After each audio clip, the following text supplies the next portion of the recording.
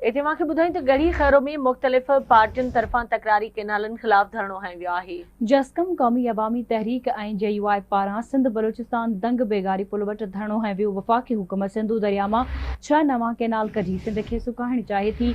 पहिरियां ई सिंध में पाणी जी सख़्त खोट आहे। हज़ारें एकड़ ज़मीन बंजर बणियल आहे।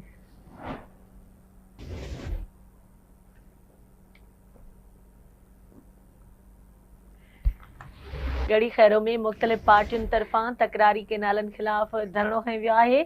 जस्कम क़ौमी अवामी तहरीक ऐं JUI पारां सिंध बलूचिस्तान दंग ते धरणो हंयो वियो आहे। तफ़सील मालूम कंदासीं आवा हाउसिंग जे रिपोर्टर ख़ादिम हुसैन बिरोई सां। जी ख़ादिम, कहिड़ा तफ़सील आहिनि, आगाह कजो।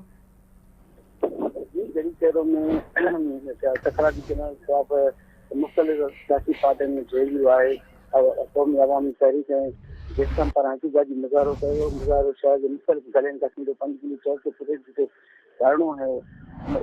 कारकुन अॻुवाणनि जो मुतालबो हो त तकरारी केनालनि जो फ़ैसिलो जेको पंजाब पारां कयो वियो जल्द अज जल्द वापसि कयो वञे। सिंध ख़िलाफ़ एहतिजाज आहे। अहिड़ी तरह ॻढ़ी खैरो में बि एहतिजाज जो सिलसिलो जारी रखियो वेंदो। जी